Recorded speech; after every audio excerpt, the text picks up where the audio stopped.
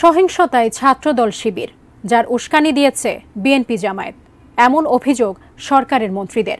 কোটা আন্দোলনের নামে চলা সহিংসতা প্রতিরোধে পুলিশের সঙ্গে দলের নেতাকর্মীদেরও মাঠে নামার নির্দেশনা দিয়েছে আওয়ামী লীগ। কোটা বিরোধী আন্দোলনকে কেন্দ্র করে সহিংসতার পর পরিস্থিতি অনেকটাই থমথমে। তাই চলমান পরিস্থিতিতে দলের নেতাকর্মীদের নির্দেশনা দিতে তেজগাঁওয়ের কার্যালয়ে যৌথ সভা করে আওয়ামী লীগ। আপনারাই বলুন, আক্রমণকারী কি ছাত্রলীগ?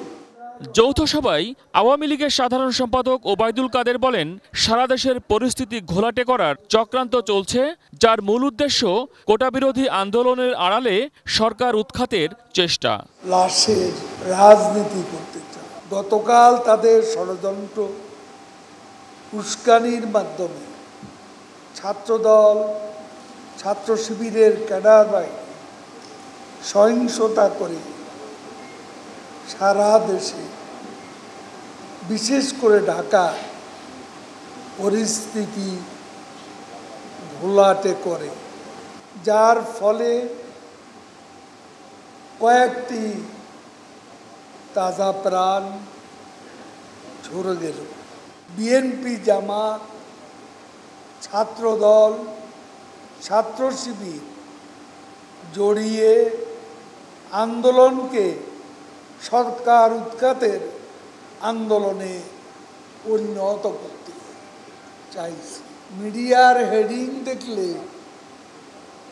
মনে হয় যে সব আক্রমণেরই আক্রমণকারী ছাত্রলীগ, অথচ বেশিরভাগ ক্ষেত্রে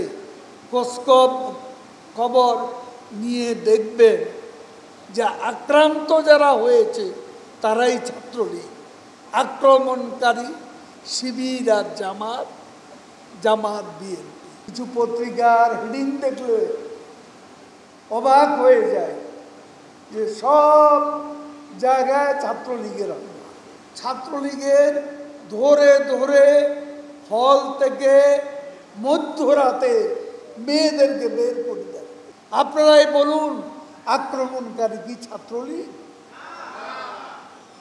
আজকে বেশিরভাগ হামলাই ছাত্রলীগের উপর এখনো চলছে।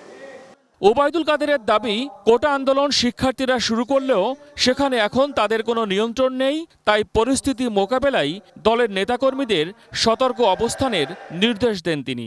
যে চেতনা আমরা ধারণ করি, লালন করি, বিশ্বাস করি, সেই চেতনা বিশ্বাসীরা আমরা চুপ করে বসে থাকতে পারি না। আমাদের অস্তিত্বের প্রতি হামলা আসছে, হুমকি আসছে। এই পরিস্থিতি মোকাবিলা আমাদের করতেই হবে। আপনারা ওয়ার্ডে ওয়ার্ডে প্রস্তুত হয়ে যান। আজকেও তাদের ভয়াবহ তাণ্ডব সৃষ্টির এজেন্ডা আছে। ফোনালাপ ফাঁস হয়েছে। অন্যদিকে সকালে জাতীয় প্রেস ক্লাবে এক আলোচনা সভায় যোগ দেন পররাষ্ট্রমন্ত্রী ডক্টর হাসান মাহমুদ। সেখানে তিনি বলেন, শিক্ষার্থীরা কোটা আন্দোলন করতে গিয়ে বিএনপির হাতের পুতুল হয়েছে। এই আন্দোলনটি এখন তোমাদের হাতে নাই, এটি বিএনপি জামাত ছিনতাই করে নিয়েছে এবং তারা চেয়েছিল দেশে লাশ তৈরি করার জন্য, সেটি তারা কালকে করেছে। তাদের ক্যাডাররা, সন্ত্রাসীরা কালকে সারা দেশে নেমেছিল।